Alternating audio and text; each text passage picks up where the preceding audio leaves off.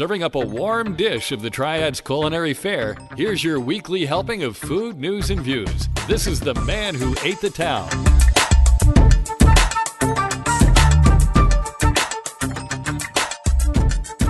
Hey folks, and welcome to episode 110 of the Man Who Ate the Town podcast. This is for the week of May 6th through the 12th, 2019. My name is Tim Beeman. My name's Ray Morgan. And we're opening the recipe box. We're recording this episode of the Man Who Ate the Town at the Lab at Industry Hill. It is a repurposed building on North Chestnut Street in the Old Warehouse District of downtown Winston-Salem. Industry Hill itself hosts a lot of cool things like restaurants, chocolatiers, breweries, entertainment complex, Heiner's Terrier Shop, bouldering facility, and of course, us, the Lab at Industry Hill. Find out more by visiting industryhill.com or watch their Facebook or Instagram pages too. Or all of those simultaneously. All of them at the same time. That would be kind of fun to see just how quickly somebody would explode from that much Man Who Ate the Town. It might be overload. It may be. Maybe just one of those at a time. Everybody take it easy. We don't want to lose you because we overloaded you. So, a new market has been announced in Buena Vista. I refuse to call it Buena Vista. That's Buena Vista. You know, this is not Kentucky. We don't talk like that. You know, you're right. Being I'm from West Virginia and you're from Tennessee, we feel the same way about Kentucky. I'm pretty sure. Yeah. So, there's some good people in Kentucky. We just haven't found them yet. No. Since we're not there. Yeah. Now, I will say, I went to Bowling Green once, and it was beautiful. It's a very quaint town. It's very nice. But I was there for like 3 hours and then gone. So it was nice to visit. It's a nice place to visit, yeah. So it's in Buena Vista. It's at the corner of Avalon and Spring Garden, the same place where Diamondback Grill is. There's a legend in this town. Yes, and it's funny about that because it used to be on Jonestown Road. Diamondback. Yeah. It used to be on Jonestown Road. When they moved to their now current location, East Coast Wings opened there, the first one. And then they moved out, and then it was Mike's, Jersey Mike's. Right. And now it's the Trenones restaurant. That's just long train of thought there. I'm sorry. But in Buena Vista, you know, this market to be and Diamondback, if you don't know it's there, you don't know it's there. Right. It's in the middle of a residential neighborhood. It's in the middle of the high rent district. Very much so. And there's apartments and there's high-end houses I know that are going for $600,000-$700,000, right around that. Yeah. And so, you know, it's one of a beautiful neighborhood. It is, but if you don't know it's there, you don't know it's there. Yeah, it's not like that's part of most of our daily drives. Yeah. So Stacy Doss and Kristen Holcomb will be opening Bowie's Market, named in honor of Bowie's Pharmacy that was there for a long time, but not for a long time. It's been a while since they closed. It's been a while. So they're reaching back to the good old days. Yes, for some history there. It will be 749 Avalon Road. There will be approximately 3,000 square feet and have 8 full and part-time employees. Good. A former management team member of Trader Joe's will be the manager. Bringing Cassandra in some big Bryant. gun experience. Bowie's Market will offer a selection of brewed coffee, craft beers and wines, non-alcoholic beverages, cheeses and dairy items, and an assortment of dry goods as well as canned and packaged local and regional staples. The market also will offer pastries, desserts, and breads, and a variety of fresh and frozen products, including beef, pork, chicken, bison, fish, and produce. Prepared foods to go will also include selections from familiar local vendors as well. Kristen Holcomb, one of the owners, says our focus will be on local products and fresh produce and meats. They believe that Bowie's Market will rapidly become a community destination as a place to come for coffee, beer, and wine with friends or go home with grab-and-go delicious prepared foods. Interesting. So something like Washington Park or Canteen, but in Buena Vista. yeah, Buena Vista. The construction is happening right now. There's the press release did not have a target opening date, which is probably good because it would never make it anyway.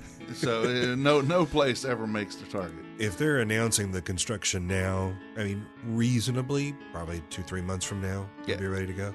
Yeah. The only place recently I've seen make their target date was Sir Winston. Because that's when the hotel was opening. So they had harder deadlines around them. Yeah. So, well, that'll be exciting to see how that turns out. Yeah. It's a lot of space, and see how they transform it and make it into something. Yeah, I could easily see that becoming a spot to hang out for folks in Buena Vista. Buena Vista. A new House bill went for hearing last week. Did we just jump to politics? No. HB 536 was scheduled for its first hearing this past Tuesday in the House ABC committee. It would change a current regulation that prevents restaurants and bars from serving a customer more than one alcoholic drink at a time. They could serve up to 4 to one person at a time. That way you could get them and take them away. Republican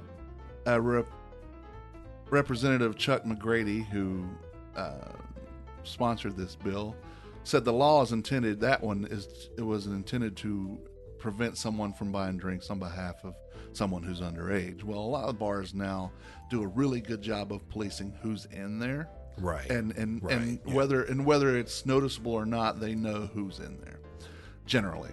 Well, I mean, whether I can buy 2 at a time or 1 at a time or 4 at a time, that doesn't negate the bar's responsibility to not be serving to those under 21. Right. So they're already doing that. Yep. So McGrady says it's nuts. This is according to the News and Observer from last week. He's the one who sponsored the bill again. In my view, it's sort of silly, a prohibition era type of regulation. Yeah. And I think a lot of this crap is. It would also create a bar category in state regulations, a missing category that forces bars that don't serve food to be licensed as private clubs. That's why some bars require new customers to pay a few dollars at the door for a membership fee. This hopefully would get rid of that crap. That is so needed. Yeah. We need to get rid of that. It was a stupid idea, but I mean, we really have had some stupid. I don't know. I'm looking for a better word, but that's just the one that keeps coming. The regulations around alcohol in North Carolina. Let's call it ridiculous. Backwards. ABC, short-sighted. Antiquated. What a great term. Yes. ABC stores would also offer in-store liquor tastings, which we've not been able to have. We've been We've been pushing for that. When I was with Sipping NC, we were pushing that. Well, I mean, if you think about it, this is the kind of purchase where if you get it and you just absolutely hate it, you can't do anything about it. You're stuck with it. So why not allow folks to try something? I mean, obviously you're trying it in moderation. Have a taste, see if you like it. So why not? Right, and it could we do also it for ice cream. It's true. Go to Costco. But the thing is even not just the consumers up front, but the bar owners, restaurant owners could taste this stuff to see what it's like. Yes. Now, I mean, they do have reps that allow that they have permission to carry and give the tastings in the bars, but sometimes they might not be in the mood for what that person's selling. They want to try this other stuff. Well, things like, I've had a conversation with Danielle Bull. I know y'all are good friends. Yes. There are rums and whiskeys that she wants to feature that she can't. Right. Because they're not in this area's system. I mean, come on, folks. It's time to update how we do this. Well, it also will allow bars. Hello. Look. tell you that I had a conversation with her the other night. Oh, well, here we have, ladies and gentlemen, we have Sharitha Davis with us. We call her Happy Foods. Happy Ree. Happy Ree. Hey. So Happy Monday. Thank you. Happy Monday to you too. Every Monday with you's a happy Monday. Thank you. We're talking about this new bill, this HB 536, that will it's an alcohol refocusing bill. So what we've mentioned before is, right now you can only allowed to buy one, each person has to come up and get their own drink. You might be able to get 2 beers or something, but mixed drinks, they need to have each person. Well, now they're going to try to get it to where you can take 4 at a time. Oh my. Well, the thing is most bars around here, like we talked about, do a good job of policing who's in there. Right. So it used to be, we don't want those underage people to be drinking, but no, that doesn't happen as often as what some think people might want to put out there. Yeah. Also, this will allow ABC stores to offer in-store liquor tastings instead of just buying willy-nilly and getting home and realize you don't like it. It will also allow bars and restaurants to use electronic payment options instead of writing a check, because right now you have to either write a check or pay cash for when you purchase your liquor to put in your bar and restaurant. Oh, okay. And that's, again, antiquated. I was going to say, none of the other vendors they work with have that stipulation. No. I mean, it's almost 2020, realistically. We're in our 5th month. Yeah. Yeah. And to say that you can't use a debit card or a bank card to pay. Outdated. Or even electronic, could be PayPal, could be Venmo, it could be cash, it could be it's there. Now you've got the cash.com. money. Yeah. It's yours. Yeah. It's faster. It's more So McGrady reliable. is behind several alcohol deregulation bills this session. He filed another one Thursday. This was last Thursday, that focuses on more sweeping changes offered by retailers, bars, and restaurants. It would allow for privately owned liquor stores, which I have certainly been pushing for in this state. This is so interesting. I mean, it's still regulated. Okay, I get that. But Yeah. get the government out of the sales. There could be so much economy boosted by privatization of the liquor sales. I lived in Tennessee. There's a state ABC board that controls all of that, but they don't own the liquor stores. Right. They're all private, and they're abundant. You can find them just about anywhere. The pricing is much better because they have competition. They're trying to get you to come to their store. So selection gets to be much better. I mean, the same things that we've said about the restaurant scene in Winston, it's better now that we have even more restaurants because it's raising everybody's game.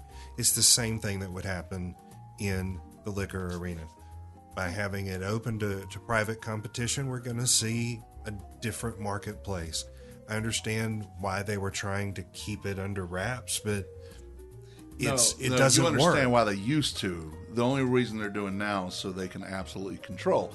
As to which reason I'm getting ready to get to, and you are partly, not you are involved in this, but you understand this. Yeah. It's religious groups that think that the current government-run ABC system helps reduce alcoholism and other problems, and it does not. No.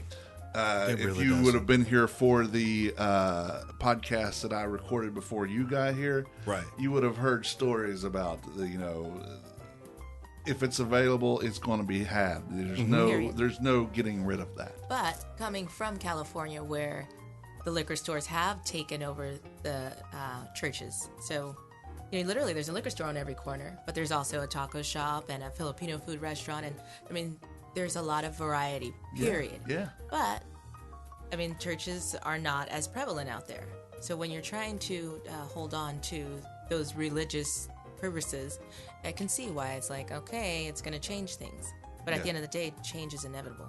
But then I've talked to my friends who've gone to Europe, and they're saying, it's available everywhere. Right. At Every 18 years restaurant has a full, they don't have ABC licenses, but they have everything. And it's so freely available that it's no longer an issue. Right. People are like, yeah, whatever. You know, if I want some, I'll have some. But they've developed a very healthy relationship with it. Right. Because it's not that, oh, you've taken it away from me, so I want it even more now. Shame on you type of, So yeah, you're trying it's just, to do. oh, okay, well, I'm good with it then. You know, if I want a drink, then I'll have a drink. Yeah. Just because I want a drink doesn't mean that I'm going to have 12. Right. You know, granted, some people, that is the case. Well, but that it's is not the for case, everyone. but that's not for everybody, and that's not. I mean, that's still a personal thing. Get out of my life. Right. Yeah. Let me live it. If I mess up, then I mess up. Because immediately when you said 4 drinks, I see one person walking away with 4 drinks. No, And they I'm like, they can't hey, consume that who are many you? at one time. I mean, It's just. but right, as the Yeah. server, the bartender, that's their responsibility to know who's getting those drinks at all times. Yeah. And Right. And if I walk up and say I want to get 4 beers and I'm at a table with 3 of 10 my people. friends, then yeah, okay, so I bought 4. I bought a round for everybody. And that's what the actual title is. Bartender around on me. Not in North Carolina unless this bill passes.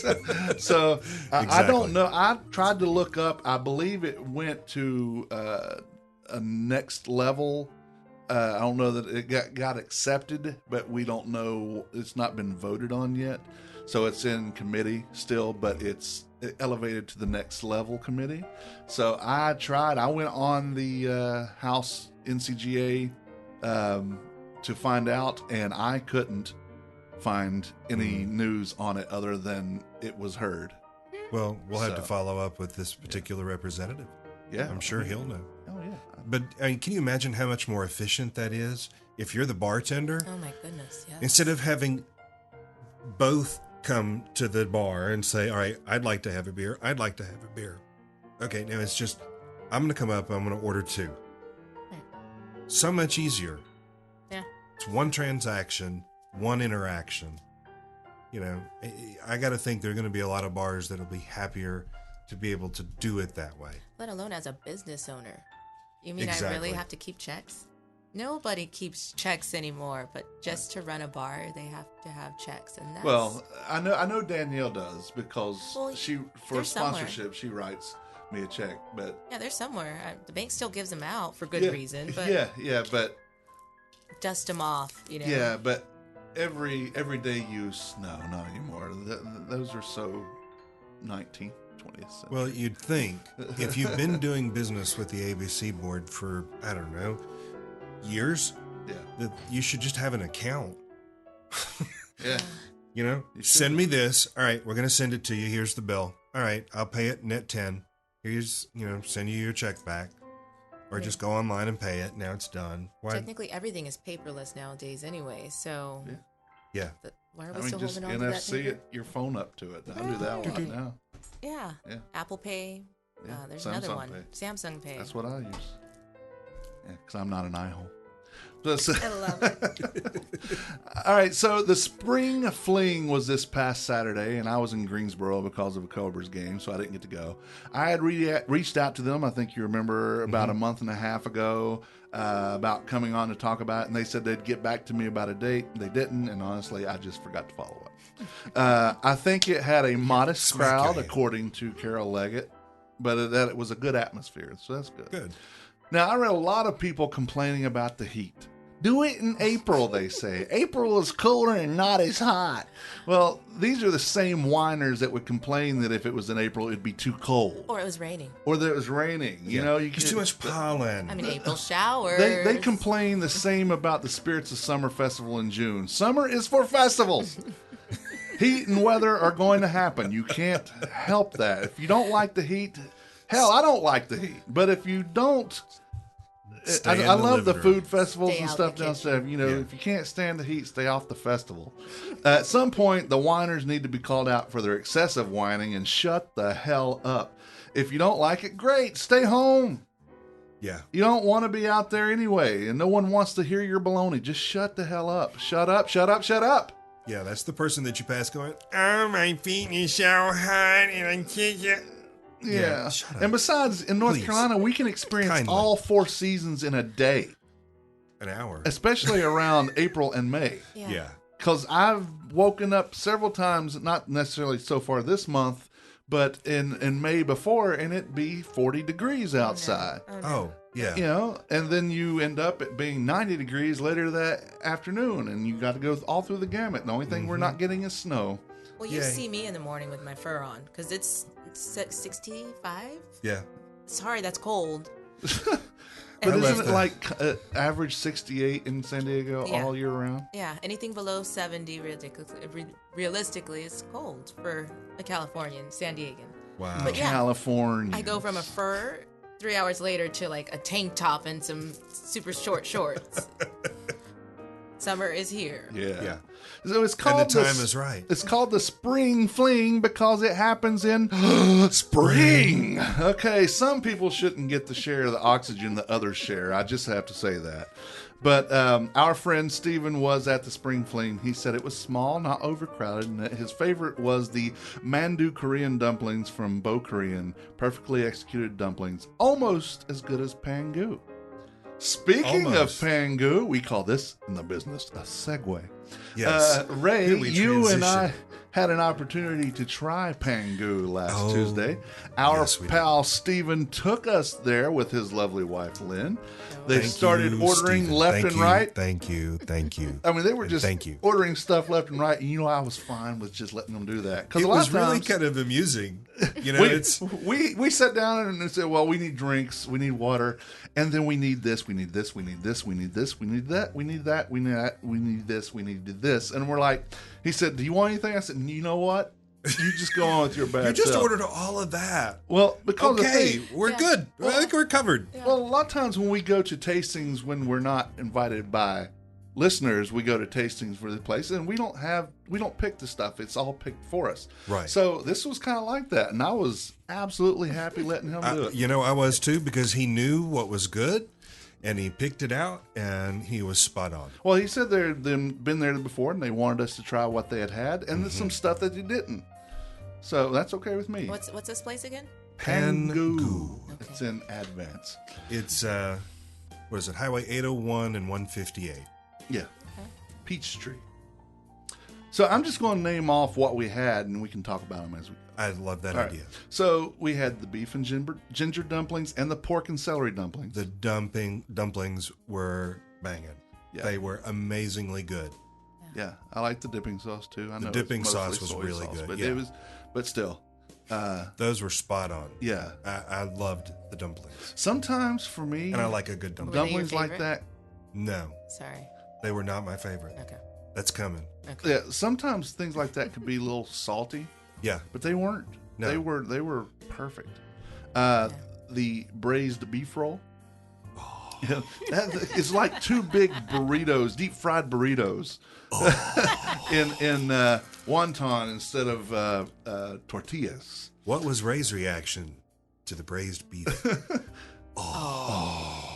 Now, this may very well have been, if it wasn't my favorite, it's like right up there. Okay. These are like comfort food rolls. Oh, they're huge Yeah. too. Like I They said, were they're the so size good. of So good. two burritos come and they were, diced or sliced at a bias, so they look like deep fried burritos. Oh my goodness. But And the it flavor wasn't. was very, very But it good. wasn't a burrito. No, shell. it was Yeah. wonton. Right. But I mean, yeah. even that, it was beefier. No pun intended. They were thicker than most wonton. That's some thick shit right there. Yeah, Yeah, it was was good. some thick stuff, It was but good. it was good. Something That was good. something that Happie can relate to was the pea sprouts. The pea sprouts You with should have garlic. known that was coming. I was like, was there anything that I could eat? I'm looking at this going, I don't know. I don't know. Uh-huh. Yeah. But as Tim said, if I've never been able to pronounce it, I'm ready to eat it. Yeah. So we're looking at this. I'm like, you know what? I'm going to do it. I'm just going to, yeah. Well, the thing is this was part of our tasting. It was the experience, and I'm all about the experience. Exactly. And Those were good. they were very good. They had a lot of ginger, a lot of garlic, Yeah. and the pea shoots, and I'm sure there was some sauce that they were done in, but They were made with love. they were certainly made with love. All this was made with love. Oh, yeah. Lots of Oh it. my gosh. Well, what we also learned, and sounds thank you for our lesson, there's like 12 different regions of cuisine in China. And North China is very different from the rest. Yeah. So we did not eat what you would consider the Americanized Chinese restaurant. This was not that place. No, this was And if you're authentic. expecting that, you're going to be woefully disappointed. Or But then you're going to figure out that this is better than any other Chinese restaurant you've been to, and you're going to be very happy. Okay. yeah, Because this food was really good. It didn't have Across the board, it was solid. none of it had that. I don't want to say MSG because that's so cliche, but it didn't have that That out of a MSG box. It didn't have some thick, gooey sauce on everything. Yeah. Well, that and it just It's like didn't a brown taste like gravy. it come out of a box. Or packaging. It was They made it. they made it. Yeah. When we said, "Oh, wait, we want some of this," they started making it. All the ingredients were fresh. Yeah. You know, the pea sprouts, those were so good. I mean, it reminded me of any number of different vegetables that I've eaten over time. But the flavor of that, especially with the garlic, I'm a big fan of garlic anyway. Those were good. You would love those. Yeah. It all sounds yummy, and we know I don't eat the meat, but it's still, as you guys are describing everything, I'm like, ooh. Yeah. Pork stuffed and deep fried eggplant. Those Interesting. were surprisingly good. The eggplant with the deep fried, because they get so Tempura. the tempura batter on it, but the eggplant got so soft Right. with that juxtaposition with the tempura batter and then that firm center of pork in the middle. Ooh, those were really good. Yeah, that was one of my favorite things. Yeah, That sounds Yeah. interesting, because eggplant, it gets really, really, really soft. but there were thick mushy slices of them to start with. Yeah. But the tempura batter that they use is amazing because it's so light. Yeah. You realize you're getting a fried batter, but it's not like somebody just smacking you up outside the head with it. And it tastes like they change their oil often. Good. Yeah, Because a lot of places you can You taste know. like yesterday's dinner in it. I don't And want. everybody's dinner. Yeah, exactly. everybody, no matter what it was. None of that. The sweet ginger tempura pork. You guys are making me hungry. Yeah. This was like the sweet and sour pork, but it was not. I It think was- I think this was my favorite. Yeah. This was my favorite. Hands down. Nope. Yeah, but I mean that the braised beef was amazing as well. Yeah. But this was really good. It's as close to an Americanized dish as that they had. Yeah. But even it wasn't. Nope. Yeah. It's the ginger. Yeah. The ginger is really good. It's that ginger. And they know how to use it. They're very good at it. Black pepper shrimp. Huge. Huge. It's like prawn, like shrimp. The scrimps. They were huge. Yeah. Scrimps. They were huge, and they were again very clean, Super jumbo. lightly battered. Yeah. The even the battery when it come out, it was still white, not brown, like it was overdone, and not like again it was 7-day-old oil. It's like we got fresh oil, and the tempura was almost white. It was so Just lightly done. Clean, fresh. And you tasted the shrimp. You didn't just taste a bunch of breading. Now, what did you do different with the shrimp? I eat the tails. I dipped He it. eats the tails. I dipped it in. Well, it's tempura. I don't normally if it's just plain shrimp. Right. But this was deep fried, and I made sure I put it in the soy sauce and And we were instructed that is the way that it would be eaten in China. yeah, because You they would just wanted to eat it. know if we wanted it peeled or peel on or peel off. That's nice. Yeah. Because some places actually they prefer the peel. And some places don't give you the option. Most places don't give you the option. Right. You want shrimp, you get shrimp. Yeah. You ask for shrimp. You get what we give you. You didn't know? We had the choice. I did not eat the tail. That's just did. my own Next thing. time. Yeah. I don't know. Yeah. Come on. You should have at least tried one. I probably should have. You wouldn't have. It But wouldn't have made I have accidentally eaten shrimp tails in my lifetime, and I don't I like would them. say that the deep fried with the tempura ones It's probably better. is much better. Yeah, they look like they'd be super crispy. I think it's I was gonna say it's probably like eating the skin. You know, when you accidentally get the shrimp and like, oh man, it wasn't peeled. yeah. So then comes the surprise. Well, this was not the last thing we had, but I left it for last for the big surprise of the day.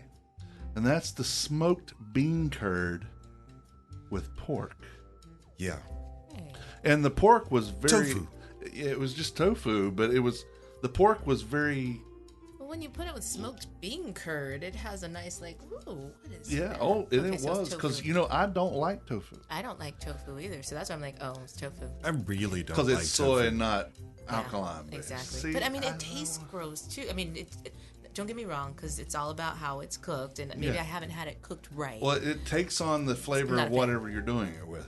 That's It's the way it's sponge. supposed to be. It's spongy. Well, this Yeah. was long strips about this long. It wasn't like They didn't cut it. cubes. Yeah, so they just didn't cut it. That's Yeah. how it comes.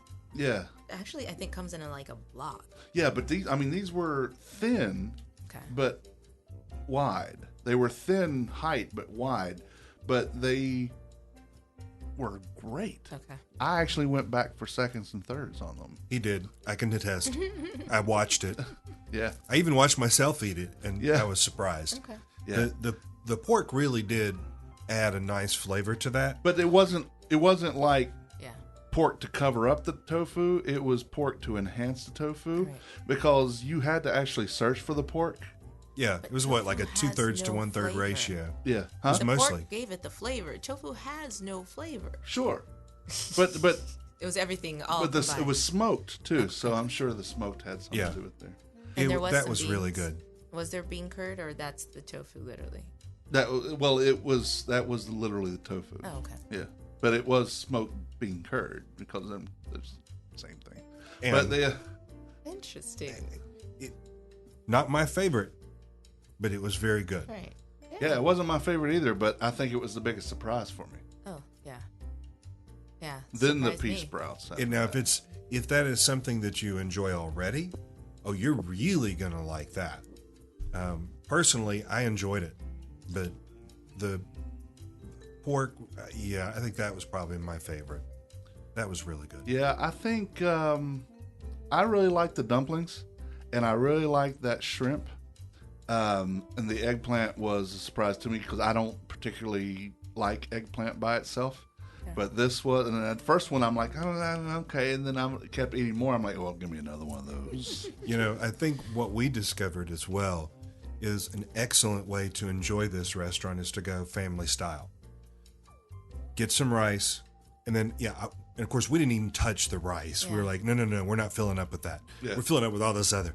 But yeah, we'll take some of this and some of that, a little bit of this, and everybody gets some of that. Yeah, and I find usually in a tasting situation, family style's always the Always. best way to go. Always. Because you get more choices and you're not filling up on one thing. You get to all of you enjoy together. Yeah, it's a full experience and not a personal. Dinner Exactly. is Yeah, shared. absolutely. Yeah, and it's that nice sharing of variety of flavors. But I think even as as a family, it would really. That's a way to do this. Just know I'm not sharing the pea shoots. You go out with me. You would. You know what? if- There's if we enough got of it- them that everybody could have a Oh, yeah, helping of yeah. it, and you'd be like, "Oh, that was still plenty." Well, Oh, if, yeah. and Yeah, if they you would got do it without doubles. the pork, you could try the bean curd. Yeah. Just try. I think yeah. you should try it, even Oh, if yeah. you go, nah, it's not for me. Yeah, of course. On Yeah. on a good day too, the chef in me is like, all right, I'll try it. Yeah, But a little bite goes a long way. Yeah. So I'll like 5 pork dishes, no, but maybe 1. yeah, I might get a bite of it. yeah. I mean, My stomach might not be happy with me, but I, would experience the experience. well, again, we want to thank Stephen and Lynn for taking us there. Very much. And Thank you both. They showed us a good time, and Lee and her husband and Brooke, was that Yes, the Brooke was our server. server who was also partly translating everything in broken English to I love the but it was a great experience, really. I mean, it was fun. It was fun with the company we had. It was A good a old time. good old time, and everything was great. So Well, that's thank what we you have been again. saying before. We want some ethnic diversity Yeah. in our restaurants. Then we need to patronize them. Yes. We need to make Yes. sure that they stay afloat.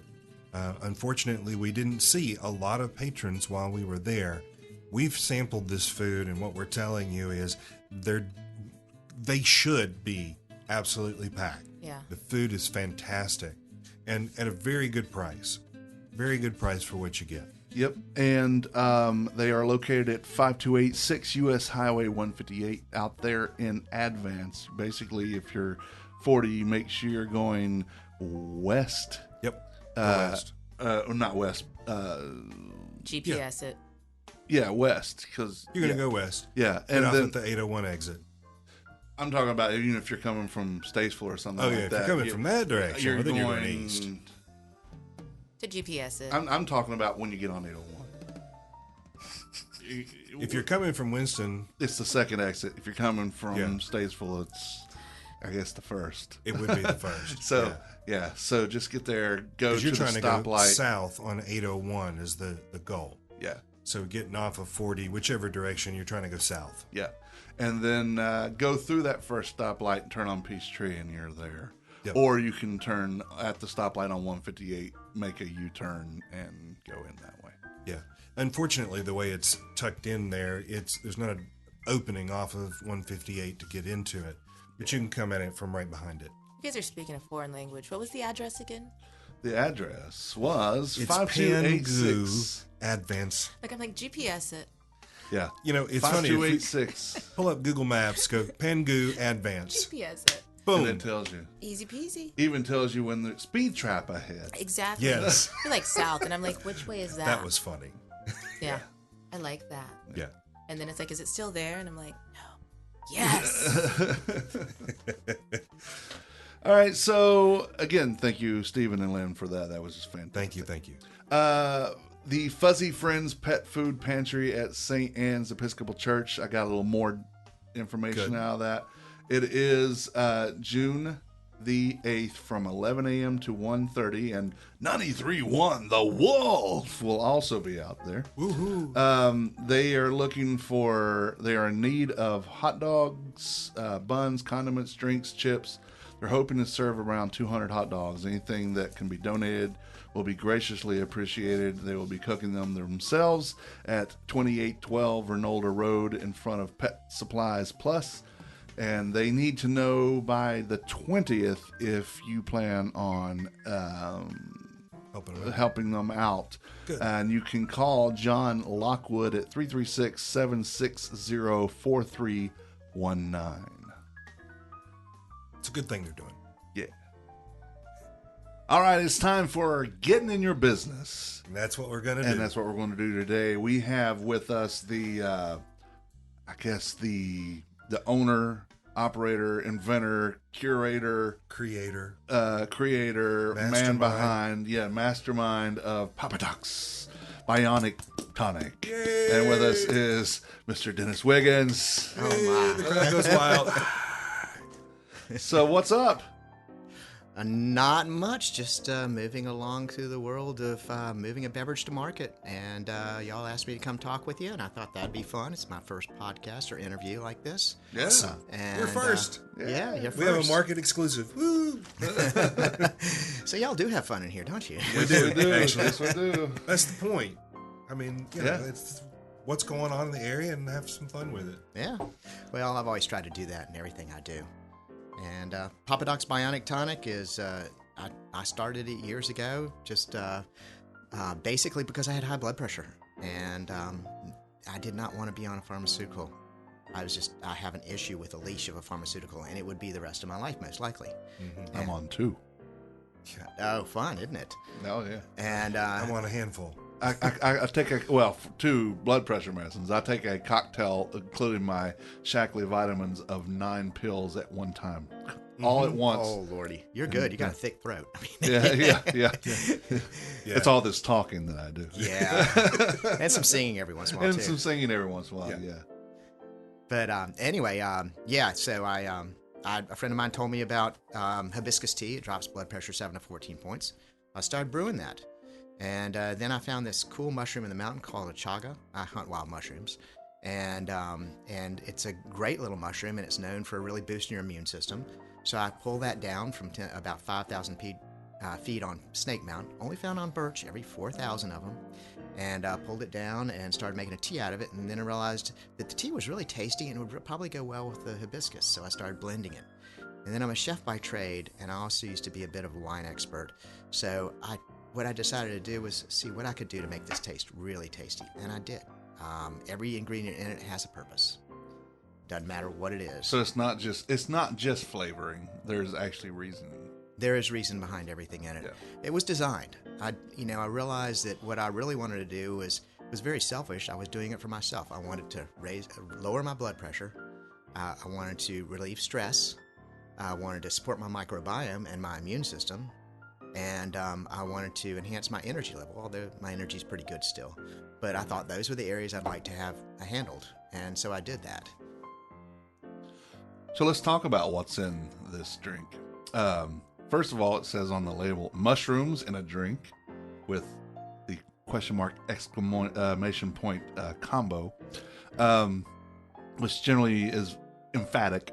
So and it says on here, I'm going to read the label, is that you won't taste the Power Pack proprietary blend of 5 mushrooms in our tonic, but your body will.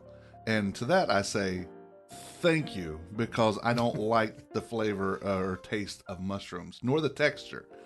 Now, that's not always true. I see you have some lion mane and stuff in here. I like oyster mushrooms. I like lion's mane mushrooms, but delicious. not the portobellos or the buttons or any of that stuff. I just don't like that, and I only like those in certain things. Mm-hmm. Let's see. See, I'm on the other end of the spectrum. I love mushrooms. You can put them in anything. Plentiful. I'm happy with that. Oh. You know, portobello's as steak. Yeah, I'm good with that. Well, you also like asparagus too, don't you? Roasted. Oh, I love roasted asparagus. Yeah, Oh, I really like it squeeze a little roasted. lime juice on top at the end. Yeah. Oh, man. There is no asparagus that I like. So, reishi, is it reishi? Is that how you say that? Cordyceps? Reishi? Reishi, cordyceps. Cordyceps. Lion's mane, shiitake, and chaga. Yeah, that's correct. Mushrooms have been hailed as immune supporters, inflammation fighters, kind energy enhancers, and stress relievers in Chinese medicine.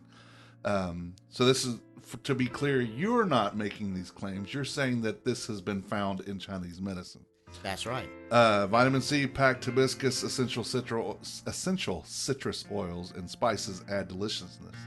And we drink it twice a day, but let your body decide. And that's the bottom line. You've got to let your body decide what's works for you. Everybody's body's different. The nice thing about the ingredients in here is that there's nothing in it that could be a major conflict with your body as long as you know your body, as you know what's going on with it. The nice thing about the mushrooms is you can't really OD on those mushrooms. You can't take too many and cause a problem. If you did, it would have to be a fair amount. And these are extracts. These are anywhere from, they're dual extraction, which means that they break down. There's no grapefruit in this, right? No. Okay, good. Because those the aforementioned yes, I blood remember pressure those. medicine. Yep. Yeah, I would not be able to take those tonight. But yeah, continue what you were saying. I'm sorry. I just was had I that saying? thought. Oh, I understand. About your body. This is stuff that your body already knows. Right. And It it's a is. double extraction process. Oh, yeah, it's a double extraction process. It's a water and an alcohol-based extraction, and it has so little alcohol in it, like 0.02%. So that's an awful lot, a little. It's just what is, and there actually isn't really any alcohol in it, because actually I take that back. It's been taken all out. It's a dry extraction. So they do alcohol extraction, and then they evaporate it all. And they do a water extraction too. Water extraction pulls the beta-glucans out. Beta-glucans are what are known as a great adjunct therapy to cancer treatments in China, in Japan. FDA has sponsored studies into here in America with a Coriolis, turkey tail mushroom, and as an add-on to prostate cancer therapy. And that's in a study right now. And and there's a lot of other things about these mushrooms that are great. We don't study them in America as much because there's not a lot of money to be made for it. And so in China and Japan, especially in China, they're really trying to take care of the population more than they are make huge pharmaceuticals. Because Lord knows there's a lot of population. Yeah, there is. And so I think they have some really strong studies. They're really well respected. And also Japan, Korea, there's some in Sweden, they're in Greece. You know, all over the world they're doing studies into mushrooms. It does seem pharmaceutically we lag behind the rest of the world? Well, when it comes to natural products that are herbal or otherwise based, a lot of times pharmaceutical companies will pull one constituent out, like statins in cholesterol medicine, or On that too. yeah. They'll pull one constituent out, and that's what they sit there and they're able to make a medicine from, and they can basically own that medicine. What's the word I'm looking for? But anyway, you got the idea. Right. But here in America, we don't study that stuff as much. They're starting to go back to it because there's so many medicines out there. They're worried about losing them because we're losing so much biodiversity, which is a problem. And so it's I'm losing my track today. This is a first-time podcast. Yeah, it's okay. That's Don't worry good. about it. So bottom line is that when it comes to these drugs, we don't study them in detail as much. But it's coming around to that a lot of times it's the whole mushroom or the whole herb that is actually more available and more effective in use than when you pull out particular constituents, particular parts. So it's better just to take the whole thing. A lot of times it is.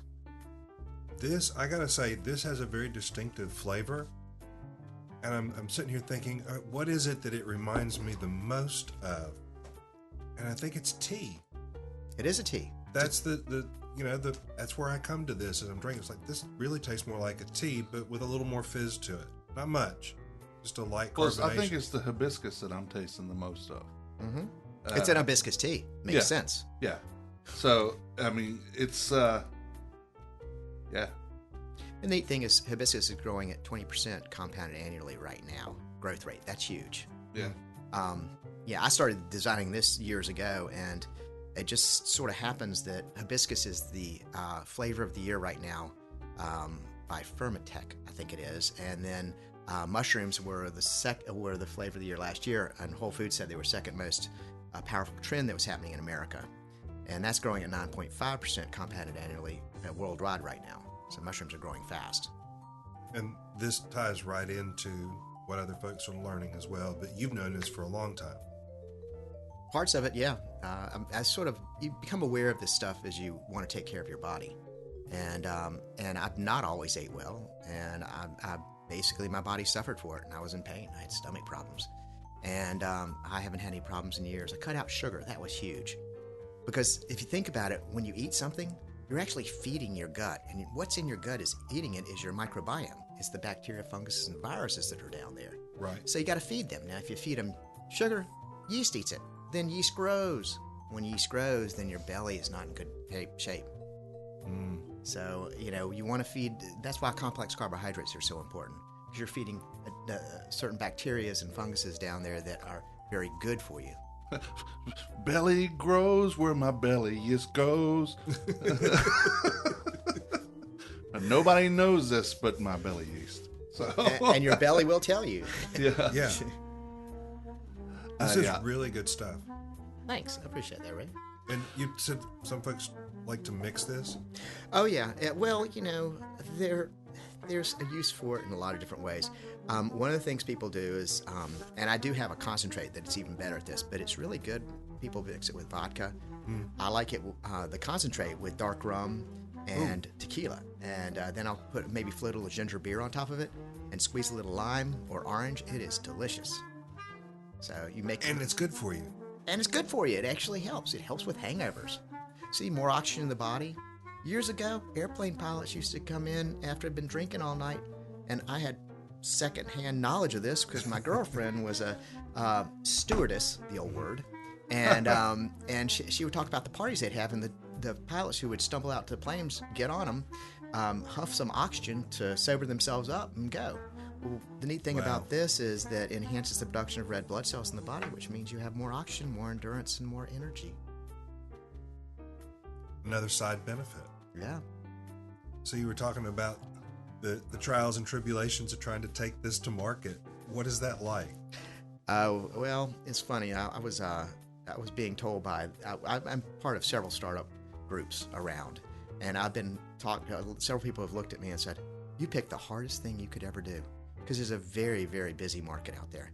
If you go to Whole Foods, there's walls of functional beverages, and this is a functional beverage. Functional beverage is something that enhances the strength and balance of your body. There's walls of them and thousands of different claims on things.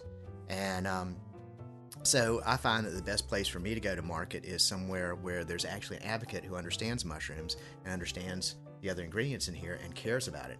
And so I'm at Let It Grow Produce, and Becky there is just great. She kicks butt when it comes to selling this. She doesn't even try. She said, you try that, and she'll tell them a little bit about it. And now she's got people who come in every week and buy a 4-pack or 2 and take it home or more, and it's great. And same with Colony Urban Farm, Wellness Wildlife Collective has really been selling a lot. On Fifth Street? Yeah, on Fifth Street. Diamondback Grill. Do you do anything with Gnomestead Hollow? I know them. No, I don't do anything with them. Okay. But I wish I could buy my mushrooms locally, but when you do mushrooms, you have to then make the extraction. Yeah. And that's another job. And I don't need another job. I've got 7 hats now. You were saying in the pregame you wanted to take some of those hats off. Yes, sir, I do. I'm looking for somebody who can. I'm actually interviewing now for a production person. The tough part is that it's a great job to grow into and to see a startup in action. But it's only going to be for the first month, probably 2 to 3 times a month. But then after that, as I start getting out there and have time to actually sell, because I actually held back from going to Asheville and Raleigh-Durham Chapel Hill because I don't have anybody to produce, and I have to produce it all, and it's a bit exhausting at times for me just with all the other things I'm working with. And so once I have that production person in place, then I will go for Raleigh-Durham Chapel Hill, which has shown a lot of interest, and also Asheville. What does a production That's where all the person... hippies are, so you know you do okay. I'll do okay up there, yes, I will. But Raleigh-Durham Chapel Hill is where all the millennials are, and they have extra money, and they're glad to spend it on healthy things, which is great. Yeah.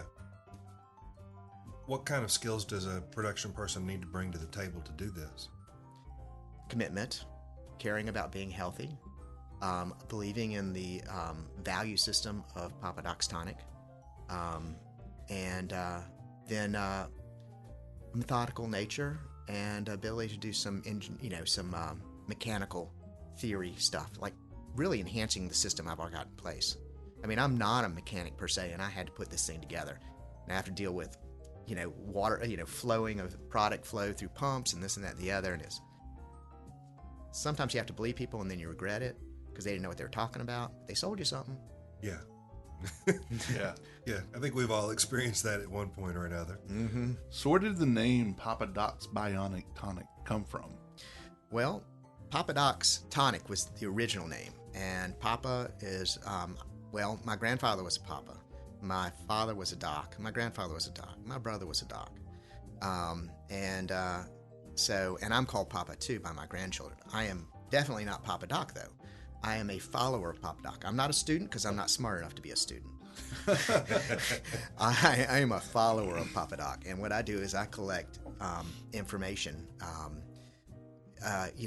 from different places all over, some wisdoms, etc. And so I envision Papa Doc to be, one's a father figure, and the father figure is somewhat abused these days, unfortunately, because of what's going on with movements out there, and I understand it. And the doc part is someone who takes care of you. And so I envision this person as someone who has transitioned time and space. He may have started out in about 700 AD in China, started out as a young shepherd who was kidnapped, taken Mongolians up to Mongolia. Then he ended up working with the medicine woman there, and she was able to teach him about chaga mushrooms originally and this and other wisdoms. And then he into did shamanistic traditions and all. Yeah. But he didn't ever grow up in that tribe, so he decided he was going to go out and learn about the world. And so he became a trader, because a trader is someone who's protected. Their status is like in the American Indian cultures, they would never touch a trader because he brought news, medicine, and everything else they needed to know. So he was a protected person, but he never was part of a group. But he also sometimes was a medicine person and a wise man at times because of all the things he collected along the way. So I look at this as Papa Doc. This is him. And we started writing a story about him. Ended up in the mountains of Tibet. There's a mushroom called a cordyceps mushroom.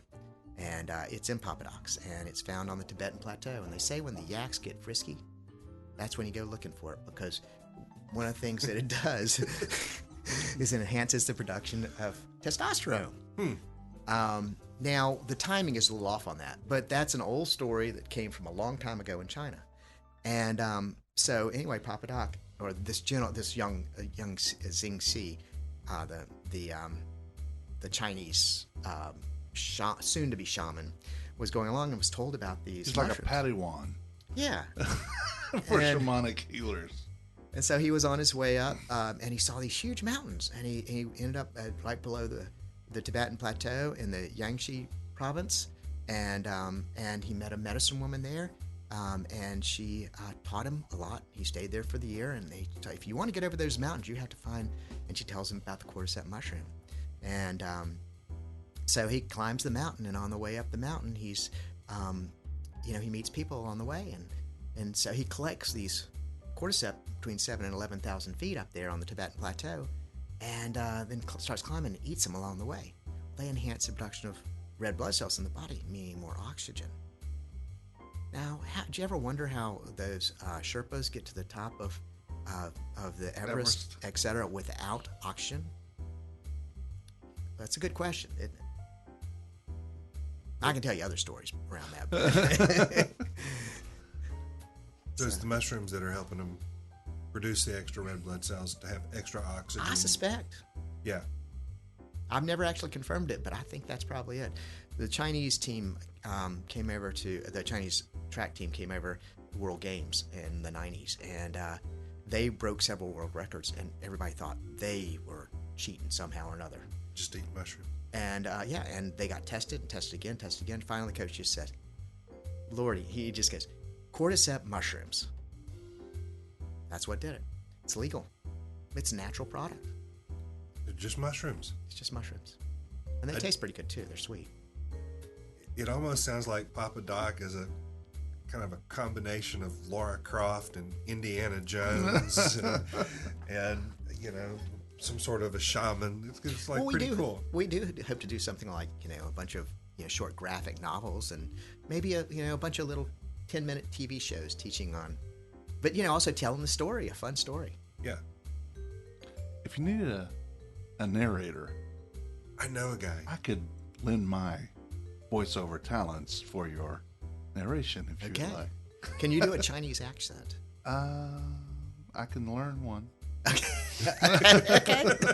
I like that. A man who rises to the occasion. Yeah. A good voice actor learns how to manipulate what he needs to for what he needs to. Yeah, that would be fun to watch. Well, there are websites that you can pick up dialect from and gives you practice and stuff. So I've used that in the past.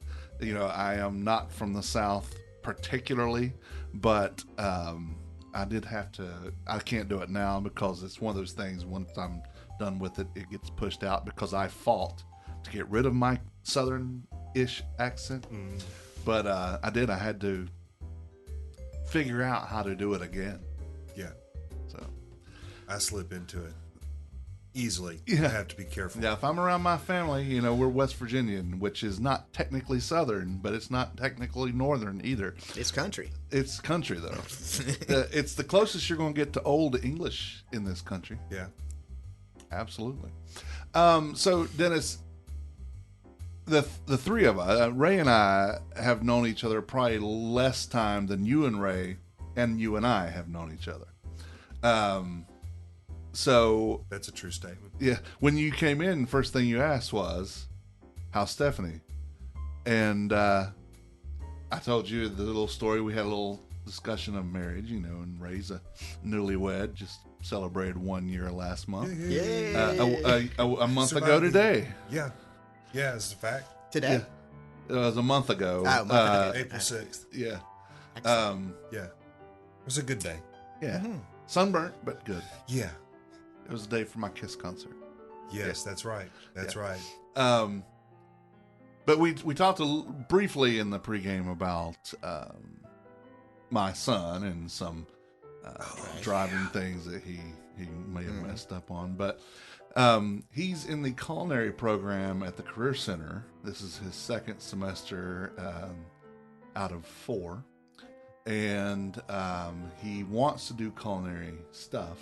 And he was helping Chef Terrell and Travis over at Willow's do something because it was an after-hours thing and it was an event. So he was in there helping, and he was noticed by Nikki Farrington, Chef Nikki's Pickles Nikki. Right. And Lily, who is the general manager of all Good Vibes Hospitality locations, including 2 King's Crab Shacks, Silo and Willow's.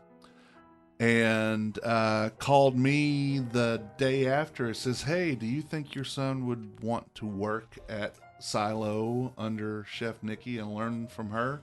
Oh, Chef. Okay. Yeah. And I said, yeah. And Sure. I said, let me whether ask, he wants to or not. yeah, let me exactly. let me ask him. And he went to work the very next day, and Good he's job. been there now a little over a month, and they love him. They say he's a hard worker, and I mean, because he's only 16 going on 17, he can only like do prep stuff, and he has to wear a cutting glove, and he hates that because that's not That how he handicaps You him. can't feel things. That's not how he learned to do stuff. Mm-hmm. I mean, I think once he gets his ServSafe certification, because he can do that through school, that they'll probably let him not have to have that glove. But we'll see. Yeah, But he's still- there's certain restrictions around people under 18 Yeah, that you have. I mean, they can't use a slicer. right. And I actually haven't kept up with it because I haven't been in kitchens in a while. Yeah. But Yeah. and that is true. That is, those regulations still are in place. But I believe you get some leniency with ServSafe certification, because that's the point. You know, knowing how to use make this sure stuff you- and make sure you're not poisoning anybody else. But just to be able to be in a commercial kitchen, you know, That's good. in a place like That's that. great. It's what we, Just you, absorbing what's happening. Even if you don't get to do all of it, you get to see all of it. The good and the bad. Oh Exactly. yeah, and we Exactly. talked about, you know, my first job was working for my parents, and I did that for 28 years. But a lot of us, our first job isn't anywhere near what we claim we want to do, mainly because when we're 16, 17 years old, we don't know what we want to do. But he pretty much knows that this is what he wants to do, and he was able to get the job in Silo. So yeah, it's just sandwiches and stuff right now, but he's got to do salad prep and all kinds of stuff. So it's a start for him. And plus, like I said, he has done events and things at Willow's and at mobile events and things, because Travis and Terrell take care of him. Yeah, that's great. It's great when a child gets, or a young man or woman gets inspired early in life into food service. It's something that, when people ask me about it, should I do this or that or the other, and I've been in it for a long time, and I feel like you really have to be fully committed, and you have to really resist some of the baser instincts that come from people who work in that world. And the reason they work in that world a lot of times is they don't want to be doing that.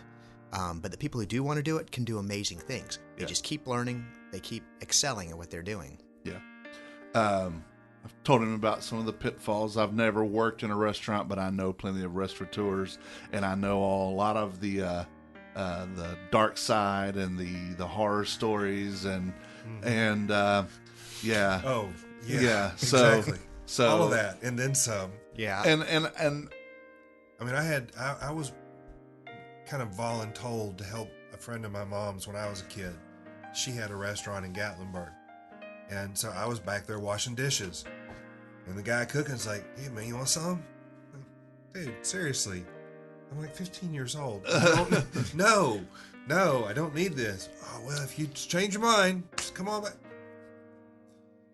Yeah. Well, The darker side. yeah. And like you said, there are places where that's not the case. no, there aren't. It's actually changed so much in the last 30 years plus. It used to be pretty wide around Winston-Salem. It was pretty wide open, a lot of the independent restaurants here. But everybody's gotten a lot more disciplined about things because it's a demand. And you can't do the quality consistently, Right. if you aren't disciplined about it. So they don't allow it anymore. I mean, there are people who still, Competition's gotten fierce. yeah. Well, and when you have restaurants the caliber of what this town and what Greensboro has, and people who are good at what they do will travel to Greensboro. I don't particularly like to, but but we often have reasons to cross counties. I mean, you're over there to do the Cobra games. Yeah, and my wife works there every day. So yeah. But yeah, I'm proud of him, what he's doing, and where it's taking him. And we stood in the kitchen last night at home and made enchiladas for Cinco de Mayo. We had tacos the week before, so we didn't want them 2 weeks in a row. But did he teach you how to make enchiladas? He did most of the work. I did the rolling, but he did most of everything else. And we also had chili relleno too. Yeah, so that was really good. That sounds good. Yeah. So but we were standing there, and he was like, well, this, and he's not even looking. I'm like, oh, God, don't cut your finger off. Oh, is he touching the knife? If he's touching the knife, he knows where the devil is. Yeah. You'd rather be sitting beside the devil. Yeah, that's true. Yeah, because he's sitting there, and he's doing that. I'm like, please just watch your fingers. Oh, that used to be my favorite thing to do. I would sit there and be doing, and I'd do it real fast. And I'd be going, and somebody would talk to me. I'd go, what? And they'd be going, no. Oh. Yeah, It would too. I stood in the kitchen of get him nice and nervous first. Because we know that those knives are not just like the knives we've got in our kitchen, which are just dull. Those are sharp. Yeah. Oh yeah, he's sitting there with his steel and doing all that. But I was standing in Delicio's kitchen one day. I walked in, and Tony Delicio and I have a special relationship, and walked in. I said, Tony Delicio, amigo mio, and he goes, hey, Barbara, and he's like chopping the hell out of stuff. And I'm like, look at your fingers. He goes, it doesn't matter. But he was not just this. It was big slice. Yeah. So to your point, it's a matter of control. You know where the knife is. You know exactly because you're what touching you're doing. It's right up against your finger while you're doing it. Yeah. The only thing is sometimes you go up a little high, and you'll take the front of your finger off. I did that many times for many years until I got it down. But not very often, but I did it. So the pain of doing that might be the lesson to not do it again. And as you get older, you just don't cut yourself anymore, except for freak situations. Yeah. So Travis, because Trey pulled off a big chunk of his finger about 6 months ago, doing garlic. Garlic's difficult when you're down that small because you're trying to get it there, and garlic's sticky, and he moved his finger, but the garlic was stuck on there, and it just he just laid the knife down and stood back and goes, oh. So I had to put him under rinse it off and all the gauzing it up and all that stuff, but then I ended up having to cook the rest of the night. But poor dad. But Travis says if that's the worst it ever gets, you will be quite okay. Yes. Yeah. So. Yeah. Trust me.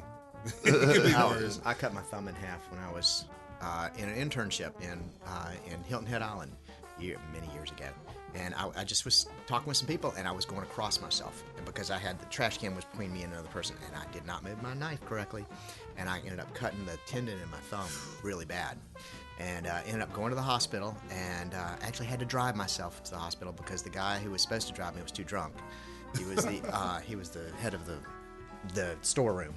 And so I drove to the hospital, and of course one-handed with the clutch and everything and gear shift. That's easy to do. Yeah, I got there and then called him on the phone and said, I probably won't be in tomorrow. And I was really lucky because the guy who was the surgeon who was on duty looked at it and says he was retired. Everybody at Hilton Head Hospital was retired. And anyway, and I'm going to tell a story that probably I would have never told before, but not to public. Yeah. But so this guy says, Wiggins, your last name, and it's you're related to Johnny Wiggins? I said, yeah, that's my dad. And then he goes, no way. Okay. Well, usually we wouldn't do a surgery like this at about 4:30, 5 o'clock in the afternoon, but hold on a second. Let me see what I can work out. So he went and he called the head of the hospital up and got him to come off the golf course And they put me under and operated on me that night. And, well, he didn't actually operate. He had a ex-medic from the Army that was there, and he actually told him what to do. Literally. He said, now do this. Now tighten a little granny knot. Now do this. And I'm awake. He thinks I'm asleep. But I'm awake because but I was okay with it, you know. It's all local anesthetic. Yeah, because if it would wait to the next day, I was told that the chances of it actually remending went way down percentage-wise. Right. And so when we got out of the surgery, I sort of, waking up even more, and because he did a local on my arm and then gave me some morphine or something to put me, under, but it didn't really do it. And I just said, I want to thank you very much, doctor, for doing that. And I turned to the other guy and says, and thank you so much too. And both of them were going, what are you talking about? What are you talking about? It was like, Lordy. But that was a long time ago. That was 40 years ago. And you had full use of your thumb. Yeah. Wow. Yeah. They both do good. Well, Dennis, where can the listeners and where can we find Papa Doc's Bionic Tonic? Well, you can find them at several places around town, and you can find them at Let It Grow Produce, Wildlight Wellness Collective, Wise Man Brewery, Colony Urban Farm, the Budding Artichoke Produce, which is out near the fairgrounds, Campus Gas, Flywheel Co-working Space, Washington Perk, Diamondback Grill, and then was down in Durham looking around and talking to a couple of places about possibly carrying it down there. And these guys said, we have you on you now? I said, yeah. He said, can we buy a half case to see what it's like? Sure. It was Solely Vegan Cafe, which is one of the highest rated vegan cafes in Durham. And I walk in, and it's sort of a Jamaican cafe. And so I sold them it, and they bought 2 more cases a couple weeks later. So they carry it down there. And That's then cool. In Asheville, I went up there a couple weeks ago just sort of test the market. And I've got about 4 places up there that already have said yes. And then I have some other places calling from up there. I had 2 places that sell our CBD specialist. And they're wanting it they're both wanting it in their stores up there. Interesting. So I thought that was quite a trip. So anyway, as soon as I get that production person in place, I'm going to be spreading. That person's going to have some real job security is what I'm hearing. Well, it's going to be a growth. It's Yeah. going to take about 6 months to get them up to near full-time, if not full-time. So they're going to need to have some kind of other pay involved in their life. But they're also going to get a chance to own part of the company, because I really don't have an interest in totally owning this company. I want partners. Because if I have excellence in partners, then we're going to grow, because I'm not great at everything. I'm just the holder of the vision and the values. So, is this being produced here in Winston-Salem? No, it's produced in Hillsboro, but I do hope to Okay. move to Winston-Salem or close to Winston as soon as possible, because right now it's hard to get on the schedule there, but they're the only ones with a kettle big enough to do it, and it's 3 hours of driving there and back. So, I'm pretty quality-wise. It's really important to me to be consistent.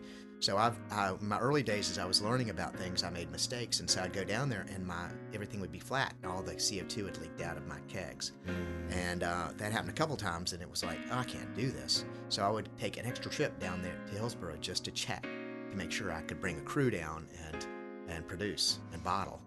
So I hope to move closer to Winston soon, Yeah. real soon.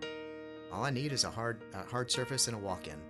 Everything else I can manage. Sounds like the same kind of place we're talking about the food trucks need. No, they got to have a certified kitchen. Mine'll be North Carolina Department of Agriculture certified. Is that a higher standard? Yes. Okay. No, it's not. I'm sorry. The health department's it's harder to do. Right. The Department of Agriculture is basically easily cleanable surfaces Okay. and a process that's safe. Right. And so they'll go and inspect you while you do the process. They came in and watched everything I did. Any changes I make in the process, I have to send to them. Makes sense. They want to keep up with what you're doing. Yeah. Even people who are doing jellies at their home have to go through this. Right. So. Cool. Well, thanks for coming in. Oh, it's been a pleasure. Yeah, we Yeah. It was appreciate fun. it. Thanks for making it easy. Oh, Well, yeah, and- that's what I said. It's just a conversation among friends, man. You We know- I don't like interviews. That's horrible. Yeah. So we just It Talk. occurs to me Washington Park is one of the sponsors of this show. Ah, Yeah. excellent. And we talk about they carry these things, including Papa Doc's Papa Bionic. Doc's Bionic They Tonic. do. We'll Cheers. just make sure that that's part Added of what to- we talk about. Added from to here the on. spiel. Yeah. Yep. Okay. So, well, thank you, Dennis. And When, as things move and you start to see some new growth and new things are happening for you, feel free to come back. We'd love to hear how things are going for you. Okay. Keep us updated. Glad to. Be glad to. Thank you, Ray. Thank you, Tim? Dennis. thank you. Y'all have a great rest of the afternoon. All right. Okay, so Ray had to go to do grown-up things and God things, so he's not there. But Happie stayed with me, and she's going to do the food holidays with me today. Today is the 6th of May, so that's National Beverage Day. It doesn't say which beverage; it just says any beverage. So it's cool that we actually had Papa Doc's Bionic Tonic here, and we do want to thank Dennis Wiggins again for being here with us to talk about this today. It's also National Crêpe Suzette Day, which I love crêpe Suzettes. It's basically crepes with Grand Marnier on it. It's the 151, and they burn the alcohol off of it, and then you eat it right after. I thought it was the one with the gravy, but okay. No. The white gravy, you know what I'm talking about? That's the Croque Madame. Maybe. Yeah, that's Croque Madame with the egg, and without is a Croque Monsieur. Yeah, no, that's not what I was thinking. But okay, Yeah. so crepe Crêpe Suzette. Suzette. Yes, and it's International No Diet Day. I believe every day should be no diet day. Yeah, we get to my favorite holiday here in a minute. In 1851, on the 6th, John Gorey patented an ice-making machine, the first U.S. patent for a mechanical refrigerator. In 1889, on the 6th, is the World's Fair Exposition Universelle, opened in Paris, France. The main symbol and entrance was the newly constructed Tour d'Eiffel, which we call the Eiffel Tower. Look at you and your accent. I took a couple years of French and some time spent in Paris. In 1929, the famous Paris restaurant La Tour d'Argent served its 100th signature dish, the Canton Tour d'Argent, which was pressed duck. It was founded in 1582.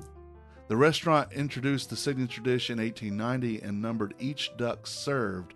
The 1 millionth duck was served in 2003. You're hurting my heart. In 19 Poor little ducks. In 1994, on the 6th, so today is the 25th anniversary, where Queen Elizabeth II and French President Francois Mitterrand opened the tunnel between France and Britain. How cool is the that? first land link between Britain and Europe. It's only been 25 years. Huh? Yeah, and I've ridden on that. Wow. Yeah, that's how we got from London to Paris. Yeah. It just seems like it's been longer, but I guess it's why time flies. Yeah, time's fun when you're having flies. Wow. The 7th of May is National Roast Leg of Lamb Day. No. It's National Homebrew Day, which means congressional designation started in 1988. Don't forget, as we mentioned last week, Big Brew Day, which is a homebrew day. Homebrew Day is the first Saturday in May. So that means you won't get in trouble for doing your moonshine that day? This is for beer, I believe. Oh. On the 8th is National Coconut Cream Pie Day and Have a Coke Day. And reason being, in 1886, on the 8th, Coca-Cola was first sold to the public at Jacobs Pharmacy in Atlanta, Georgia. See? Mm-hmm. It's poison. It's poison. On the 9th in May, it's National Butterscotch Brownie Day. Yum. It's also National Moscato Wine Day.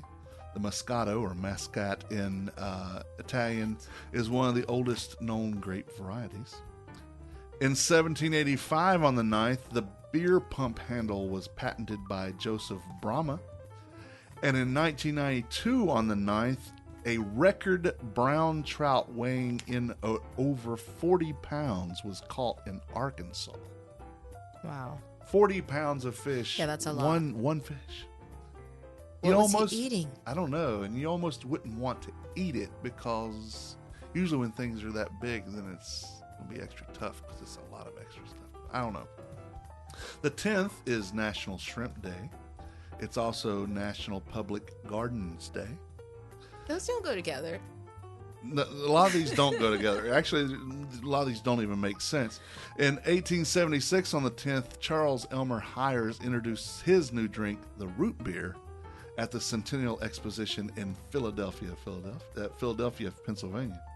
On the 10th, in 1898, the first vending machine law was passed in Omaha, Nebraska. In 2010, on the 10th, a 10-year-old third grade student, if he was a 10th grader, it would have been even Say better. that 10 times. Fast. A 10-year-old third grade student in Texas was given 1 week's detention for being in possession of a candy bar at lunchtime. What? The candy bar was also confiscated. That should happen more often, like substitute the candy bars for apples. That would be cool. Yeah, What it would happened be. to that? On the 11th of May, it's okay. Letter carriers stamp out hunger food drive. Okay. Since 1993, on the second Saturday in May, letter carriers across the nation collect non-perishable food items left by mailboxes. So they'll probably start dropping off those blue bags in the mail. It's also World Fair Trade Day. World Fair Trade Day from World Fair Trade Organization, or the WFTO. It's a day to promote fair trade as a tangible contribution to the fight against poverty, climate change, and the economic crisis that has the greatest impact on the world's most vulnerable populations. And it's also National Mocha Torte Day, and possibly my favorite food holiday ever, which I live every single day, Eat What You Want Day. Every day. Every single day. That's my middle name. Eat What You Want? Yeah, you didn't know? Sure, Eat What You Want Davis. Yeah. In 1946, on the 11th, the first care packages for survivors of World War II in Europe arrive in Le Havre, France.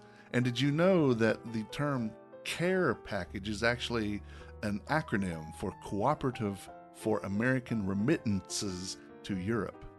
CARE. Of course not. They didn't teach me that in school. Me either. I had to learn that from James Ealer. Google. James Ealer told me that. That's huge. On the 12th, it's Mother's Day. It's also National Nutty Fudge Day. On the 12th, in 1777, Philip Lindsay, a London confectioner, ran the first ad for ice cream in the United States in the New York Gazette. That is so cool. Yeah, it was good. And that's your food holidays and history for this week. So that's what we talk about We've been when we talk running about ads ever since. Yes. Well, yes. Yeah. But that was the first one. That was the first ice cream ad. But now you see what we talk about when Ray and I talk about these holidays are somewhat ridiculous. So we want to thank James Ealer at foodreference.com for making us chuckle and roll our eyes a bit. Thank you, James. The Less Desirables podcast is part of the Less Desirables podcast network. Along with this podcast, you can listen to the Less Desirables, the Beer Dads, Fan Interference, and Apartment 5B. You can find all these podcasts and their latest episodes on our network directory and website, tldpodnetwork.com. You'll also find social media links for each one as well. We greatly appreciate if you visited our sponsors, Delicio's Italian Restaurant, 301 Brookstown Avenue. Delicio's is the go-to Italian restaurant in town. I say it's my favorite Italian from my favorite Italian. They are fully ABC compliant and are rocking the bevies. They're open from 11 to 9 Monday through Thursday, 11 to 10 on Fridays and Saturdays. Check them out on Instagram and on Facebook. Washington Perkin Provision Company is located at 301 West 4th Street. You'll find a little bit of everything at the Perk. Wolfie's Custards, Larry's Beans, coffee. We just found out Papa Doc's Bionic Tonic is there. Five, I don't know where that come from. Fresh fruit and veggies, eggs, milk and cheese, condiments, toiletries, and more. Heck, get a delicious and inexpensive sandwich made right there at the deli counter. Washington Perk is better than a convenience store, but not quite a grocery store. Again, they're located at 301 West 4th Street in downtown Winston-Salem. On Facebook, they're Washington Perk, and on Instagram, they are Washington Perk _DTWS. The Humblebee Shop is located at 1003 Brookstown Avenue in the west end of downtown. You can follow them on Instagram to see all the awesomeness that they're doing. Brittany is back from Italy and ready to make your baked goods come true, your baked good dreams come true, be it regular, vegan, or gluten-free. The Humblebee Shop wants to challenge your perception of scratch-made and leave you with an experience you couldn't possibly forget. For more information, follow them again on Facebook, Instagram, or visit thehumblebeeshop.co, and that's SHOPPE.co. Shoppa. It's like people, like Jeff Dunham had the puppet that say his name was Jeffafa because there's two F's. She said, why do you say that? Because there's two F's. Jeffafa. Yeah. Emphasis on the fa. Well, keep an eye on the blog and this podcast to find out more about food news and happenings around town. If you have any food news, send us an email, tim@themanwhoatethetown, or on Facebook, Instagram, or Twitter, instant messengers. Like us on Facebook. On Twitter, we are man-who-8-the-town. On Instagram, we are man-who-8-the-town. My name's Tim. I'm Happie. And we're closing the recipe box. Until next time, thank you for reading. Thank you for listening. Bon appetit. Oh, and yamas.